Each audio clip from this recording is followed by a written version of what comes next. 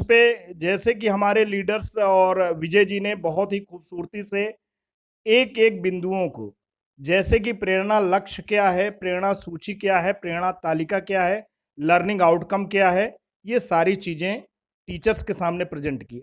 आपको ये लग रहा होगा कि ये तकनीकी शब्दावलियां हैं। ये तकनीकी शब्दावलियां नहीं है, ये आपके शैक्षणिक कार्यक्रम का अभिन्न हिस्सा है। प्रेरणा लक्ष्य प्रत्येक शिक्षक को कंठस्थ होना चाहिए।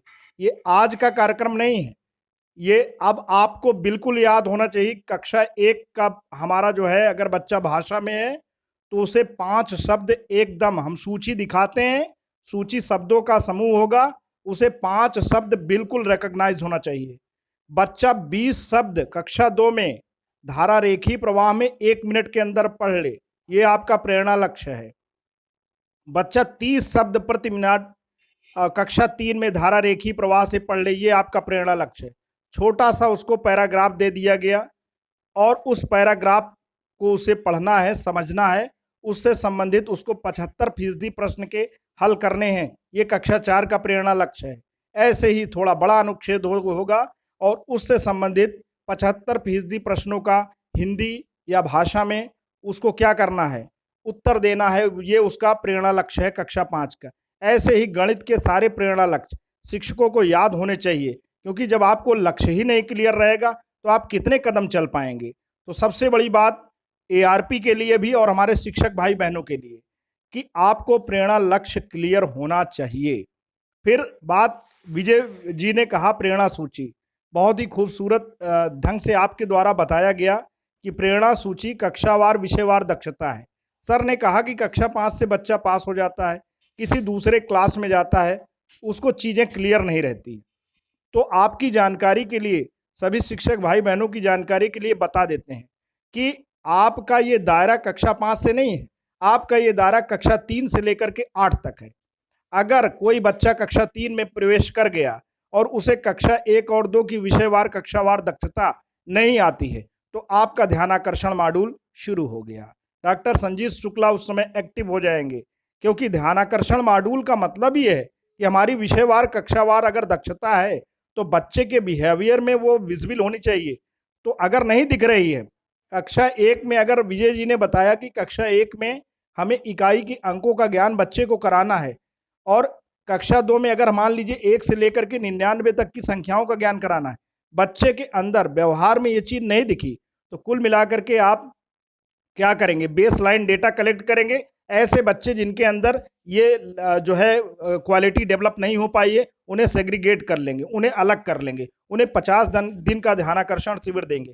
कैसे देंगे, अब तो समय बीत गया है, अप्रैल से ये शुरू हो जाना चाहिए था। पूरा अप्रैल 30 दिन और मई जो है 20 दिन, कुल 50 दिन का ध्यानाकर्षण शिविर सत्र के प्रारंभ में चलना था, नहीं चल पाया। कोविड-19 वैश्विक महामारी के कहर की वजह से नहीं चल पाया, कोई बात नहीं। अब जब विद्यालय खुलेंगे, शुरू में जब बच्चे आएंगे तो 2 पीरियड आपके ध्यानाकर्षण मॉड्यूल के होंगे। इसे आप कक्षा 3 से लेकर के कक्षा 8 तक के बच्चों के ऊपर जो है क्या करेंगे, क्रियान्वित करेंगे। तो ये आपका जो है मिशन प्रेरणा का लक्ष्य है। प्रेरणा सूची में विषयवार दक्षताएं दी गई हैं और 14 से लेकर के 16 लर्निंग आउटकम होते हैं। कक्षा 1 से लेकर 3 तक 14 लर्निंग आउटकम और उसके बाद 4 और 5 में जो है 2 लर्निंग आउटकम और बढ़ जाते हैं, कुल 16 लर्निंग आउटकम होते हैं। इसी लर्निंग आउटकम के आधार पे आपकी सेट की परीक्षा होती है। कैसी परीक्षा होती है, स्टूडेंट असेसमेंट टेस्ट, त्रैमासिक परीक्षा होती है। पूरा का पूरा फोकस अब आपका लर्निंग आउटकम पे है। और लर्निंग आउटकम का फोकस क्यों है, क्योंकि मार्च 2022 में आपको क्या करना है, अपने बच्चे को शुरू आपके ईमानदार प्रयास से दोस्तों होना है। जो हमारे शिक्षक भाई बहन हैं उनके ईमानदार प्रयास से आपके सामने एक बच्चा है, आपको उसको 80% ग्रेड कॉम्पिटेंट बनाना है। आप पूरे विद्यालय के बच्चों को ग्रेड कॉम्पिटेंट बना दिए तो आपका विद्यालय प्रेरक हो गया। पूरे के पूरे ब्लॉक में अगर विद्यालय आप ग्रेड कॉम्पिटेंट हो गए तो पूरा ब्लॉक प्रेरक हो गया।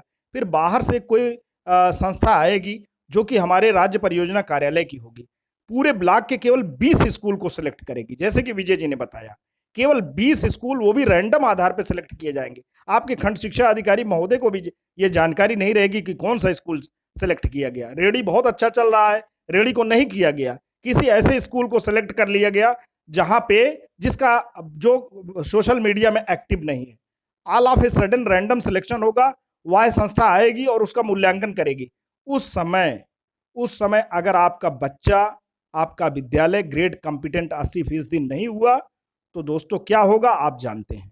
तो ऐसी स्थिति में आपको डराने का ये मंच नहीं है, आपको डराने का मंच नहीं है, आपको जगाने का मंच है। आप बिल्कुल डरे ना, क्योंकि आपके साथ एआरपी भाई बहन हमारे हैं, हमारे जो है एआरपी हैं, हमारे विजय कुमार विश्वकर्मा जी, संजीव शुक्ला जी और राजेंद्र जी।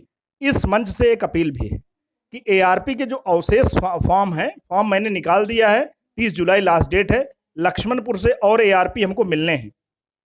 आप सभी लोग बेहिचक निसंकोच भाव से एआरपी का फॉर्म भरें और पूरा का पूरा माननीय जिला बेसिक शिक्षा अधिकारी महोदय अशोक कुमार सिंह और मेरा और पूरा का पूरा टीम का सपोर्ट रहेगा, क्योंकि ये टीचर ट्रेनिंग का मामला है, ये टीचर को एम्पावर करने का मामला है। कहीं ऐसा कोई मामला नहीं है कि आपको क्लेरिकल वर्क कराना है। आप इसे बिल्कुल भरिए। लक्ष्मणपुर एक हमारा जो है गौरव है, पूरे जनपद का गौरव है। तो ऐसी स्थिति में आप बिल्कुल फॉर्म भरिए और बिल्कुल डरे ना। और कुल मिलाकर के जैसे कि मैंने बताया, विजय जी ने बताया, विजय जी आपके ट्रेजर हैं, आपके कुल मिलाकर के ऐसे ट्रेजर हैं, ऐसे खजाने हैं, आप मान के चलिए कि आपके लक्ष्मणपुर के लिए बहुत ही खूबसूरती से आप प्रेजेंट करते हैं। आप गणितज्ञ भी हैं, पूरी जानकारी, पूरे जिले को जानकारी है और रेहड़ी को आप खूबसूरत बना रहे हैं। पूर्व माध्यमिक विद्यालय रेहड़ी, कंपोजिट स्कूल रेहड़ी, ऐसे ही सारे स्कूल होने चाहिए।